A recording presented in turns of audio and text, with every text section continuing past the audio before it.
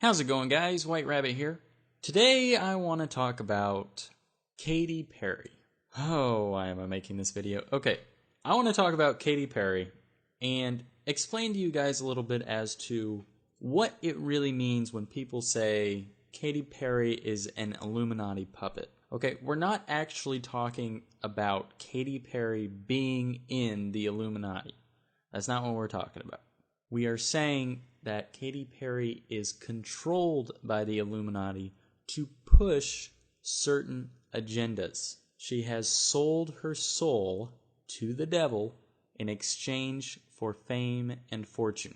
Literally. I released a gospel record when I was 15 because I grew up in, a household where all I ever did was listen to gospel music, and my parents are both traveling ministers, and so I kind of sang about, what was going on in my life at 15, and that's how I got introduced to the music industry. I swear I wanted to be like the Amy Grant of music, but it didn't work out, and so I sold my soul to the devil. And the way I want to explain this to you guys is basically just through common sense and with some very basic information. So I'm going to go through some of her top hits and explain to you guys that that's all you need to look at to realize that she's part of the game. And it's obvious in every song that she puts out. So let's get into it. Now, I was sitting in bed the other night and my wife turned to me and told me that it was hot. She wanted me to turn the air down. And immediately, one of Katy Perry's songs popped into my head. The one where she says, "You're hot, then you're cold, you're yes, then you're no, yada, yada, yada." And that's what really inspired me to make this video. How is it that that song could be triggered to pop into my head out of a simple little comment like, "It's hot"? It's because it's designed that way. They design these songs specifically to a certain rhythm, to a certain beat, and with certain topics so that they do get stuck in your head. I don't listen to the radio, and I rarely watch TV, and yet somehow I know lyrics to Katy Perry's songs. And to take it one step further, I know more about Katy Perry's personal life than I do about some members of my own family. And that just goes to show you how corrosive pop culture is and has interwoven it into the very fabrics of our society and to what degree it has. For someone like me who has totally stepped outside of pop culture and avoids those types of subjects altogether, it even still impacts me and others like me. That's how corrosive this thing is. It doesn't matter if you like Katy Perry's songs or not. They're still stuck in your head, And when people ask, well, why would the Illuminati be so intent on getting into the music industry? It's just music. What's it? It doesn't matter. It does matter. They're creating these idols for people to worship. They're scientifically constructing these songs to be stuck in people's heads, so that on a subconscious level, they can control you. That's the point. And to subconsciously warp your beliefs and how you view things. So let me start off with this song that was stuck in my head. Let's talk about it for a second. Alright, so that song is called Hot and Cold. And the chorus goes like this. 'Cause you're hot, then you're cold, you're yes, then you're no, you're in, then you're out, you're up, then you're down, you're wrong when it's right, it's black and it's white, we fight, we break up, we kiss, we make up, and so on. So on the surface, you think this song is about this girl's boyfriend being indecisive, something that most teenage girls can sympathize with, I'm sure. That's not what this is about. At least that's not the underlying message that the song is sending. Sure, on the surface, it is about an indecisive boyfriend, but that's not what this song is teaching us, or teaching your children. That's not what this is about. This song is teaching non-duality, a fundamental principle and belief that the occult believe. That's where things like the yin-yang come from. That's why the Freemasons have a checkered floor in their temples. That's where the 69 on top of their altar comes from. That's why the occult worship the sun and the moon, because they're opposites. That's where all of this comes from, guys. And it bleeds into the music video as well. We see this blasphemy of a Christian church where Katy Perry is performing on this altar, and it is compared to, in one of the very next scenes, to her being on stage. The altar on stage on which she performs. That's what the subconscious level of this music video, that's what they're showing you here. They're putting it right in your face. And then, of course, again, they're promoting this cross-dressing thing. At the end of the video, you see one of her bridesmaids is a guy dressed up in women's clothing, which the Bible clearly says is an abomination unto the Lord. That's what this whole song is about. It's opposites. She also says in the song, you're up, then you're down. Okay? The Satanists believe, as above, so below. That's why Baphomet is depicted, both pointing up and pointing down. It's all about these opposites, guys. She says it's black and it's white. I mean, you can't get any more blatant than that she's talking about non-duality. And to really pound home the fact that this song and this music video are satanic, of course, in the middle of the music video, she subtly flashes the 666 hand gesture. All right, let's move on to the next song. Now, the first major hit that Katy Perry ever came out with was I Kissed a Girl. So think about that. You have this former gospel singer who enters the pop world with a song called I Kissed a Girl. And this song is clearly pushing the gay agenda. And now look, I don't have anything against people who identify as homosexual, okay? Let me just make that clear now. I have nothing against them. In fact, growing up, I have had many friends who identified as homosexual. And if you think that all Christians view homosexuality like the Westboro Baptist Church views it, then you got another thing coming, because that organization is just as satanic as the Church of Satan, in my opinion. But homosexuality is a sin, and that's something that the Satanists love to push and throw in your face. The Luciferians want you to live a sinful lifestyle. It's a lifestyle of lust. And as far as homosexuality goes, that is a very complex topic that I'm sure I'll make a video about in the future. But for now, just realize that homosexuality is an agenda that these satanic, occult, elite members are pushing. They're enticing people to fall into that lifestyle. The lyrics of the song go, or the chorus of the song goes like this. I kissed a girl and I liked it. The taste of her cherry chapstick. Now keep in mind, this is a girl singing this song about another girl. Then it goes, I kissed a girl just to try it. I hope my boyfriend don't mind it. So not only are they pushing the homosexuality agenda, but they're also pushing infidelity. You don't think all this stuff affects people on a subconscious level? I mean, just take a look at the divorce rates. Of course it affects people on a certain level. It felt so wrong, it felt so right. What? I mean, it's clear when you really take a step back and examine these songs. Her most popular songs absolutely contributes significantly to the overarching satanic agendas that are being perpetuated in pop culture.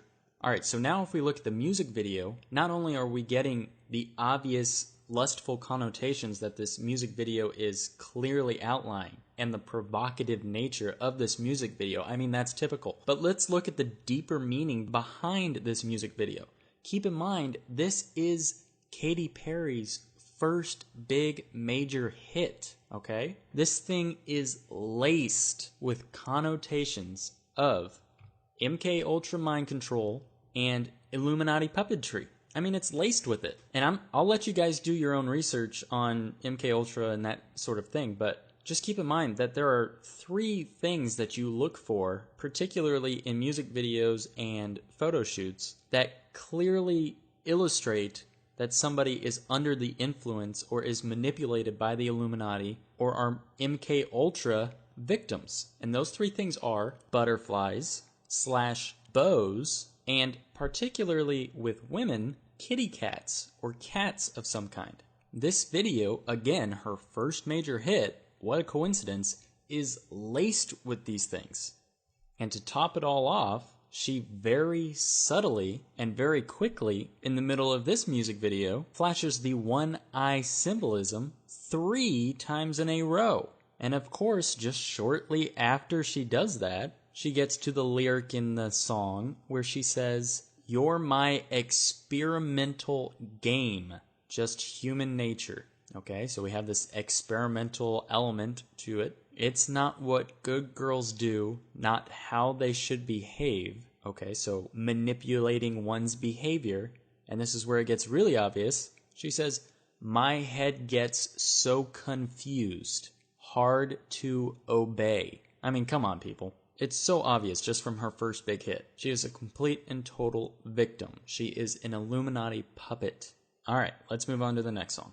One of Katy Perry's most satanic songs is called Dark Horse.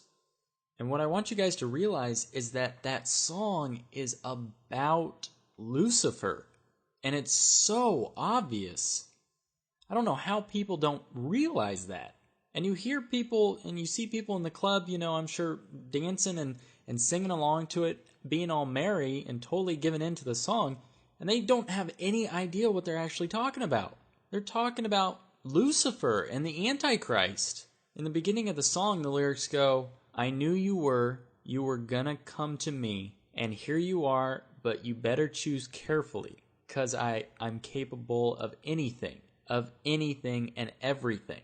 Make me your Aphrodite, make me your one and only, but don't make me your enemy, your enemy, your enemy." Guys, this is talking about Satan. And what happens is when Katy Perry is on stage performing this song, and you have the entire crowd before her holding up these rock gestures that are really the Baphomet horns and are singing along willingly, saying these words and invoking spirits. That's what's going on. They're inviting Lucifer into their lives. They're conjuring up demons. I'm not making this stuff up. This is what is really happening. That's why the Bible says that we are in a spiritual war. This isn't a battle of the flesh. This is a spiritual one. The song goes on to say, "So you want to play with magic? Boy, you should know what you're falling for. Baby, do you dare to do this? 'Cause I'm coming at you like a dark horse." A dark horse. The 4 horsemen? Antichrist? Come on. Are you ready for a perfect storm? 'Cause once you're mine, there's no going back.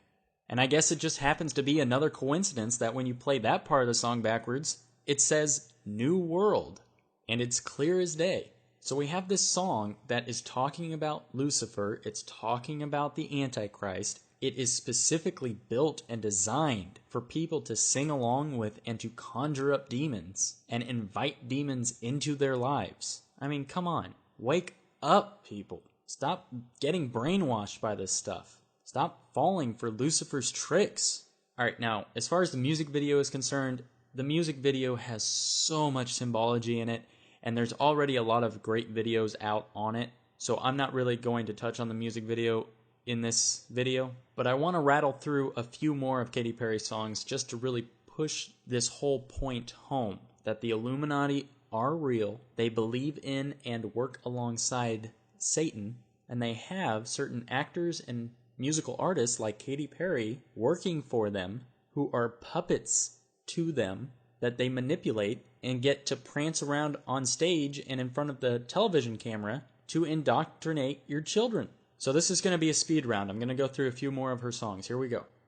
In her song E.T., she is talking about fallen angels and demons. If you guys aren't aware of this, you need to do research. You need to figure out that aliens are not actually extraterrestrial beings from another planet. They're fallen angels, and in some instances, they're demons. That's very complicated, but You guys need to do some research on that if you haven't already.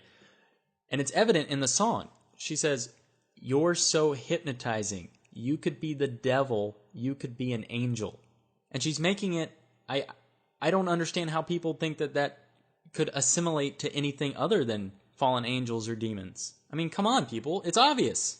And the rest of the song goes on to talk about, DNA fusing and breeding with an alien, basically, is what the song is alluding to.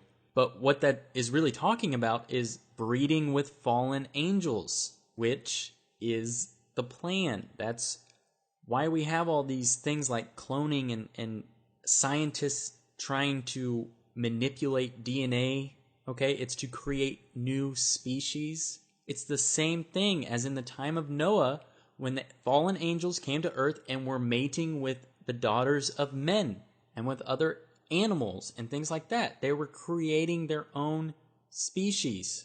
And that's what this song is talking about. There are even subliminals in this music video of animals having sex and is promoting bestiality. All right, next song. In her song Roar, we get more cat symbolism, obviously, like I was telling you guys about earlier. But more importantly than that, she says, "I got the eye of the tiger." Okay? That's another terminology for the eye of Horus, or the eye of Lucifer, or the all-seeing eye, or the third eye. Especially when she follows it up with dancing through the fire.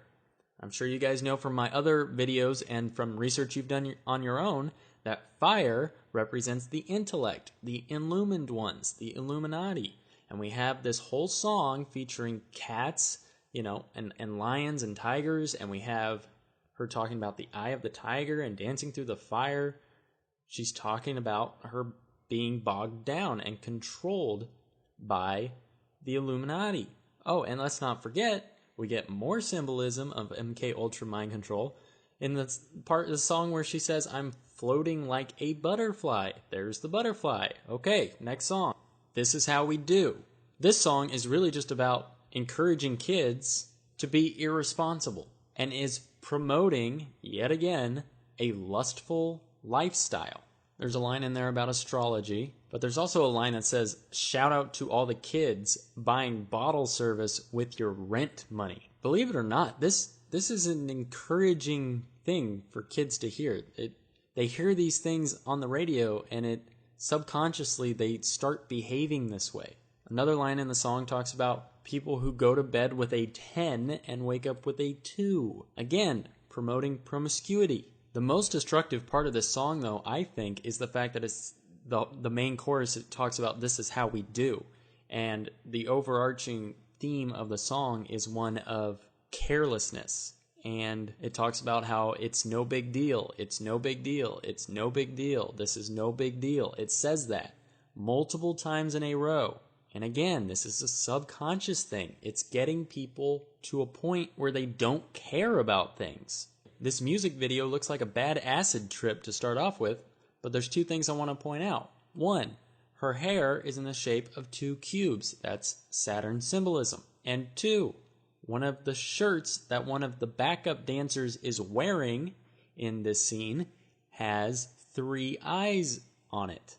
A smiley face with 3 sixes that make up a smiley face and the 3 eyes. That's 666, the mark of the beast. Third eye symbolism, the eye of Horus, the third eye. Next song. All right, now I'm going to go ahead and close this video out with her song Wide Awake. Now the title alone should raise bells for you guys. Wide Awake, okay? It is simultaneously referring to the Illuminati, who are the illumined ones, who are the ones who are enlightened, the ones who are awake to what is going on around them.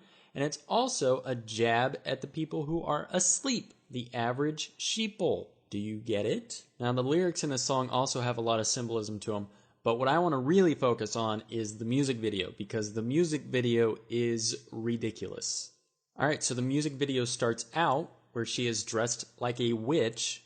She is standing in front of a doorway with 2 columns on either side and a lantern in the middle. The lantern, which represents the light. So what this is representing is the Masonic sun between the 2 pillars. We can also see a caterpillar on top, which brings us back to the butterflies. She goes into a maze, the Saturn maze. She eats the forbidden fruit. There is a suffocation where the walls are coming in around her. There is an illumination and a resurrection, which emits from her chest as a ball of light. Her former child self, representing her innocence, appears. They walk into this room with a checkered floor, down a hallway, almost as an Alice in Wonderland metaphor. Her dress explodes into a bunch of butterflies, again the butterflies. Then she is in a wheelchair in what appears to be a psych ward, going back to the MK Ultra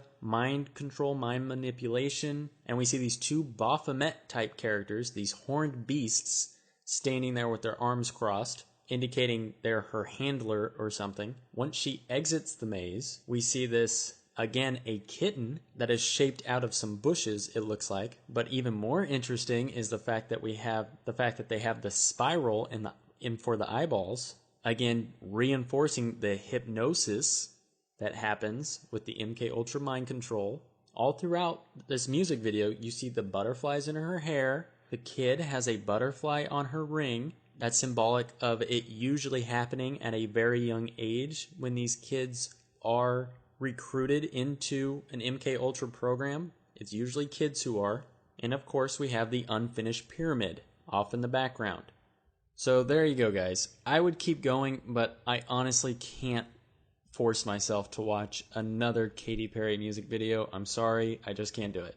Hopefully you guys got the gist of what I was trying to say with the examples that I showed. So thank you guys so much for watching. Thank you for everyone who has been sharing my videos. I appreciate that so much. If you haven't already, please like and subscribe. Thanks, and God bless.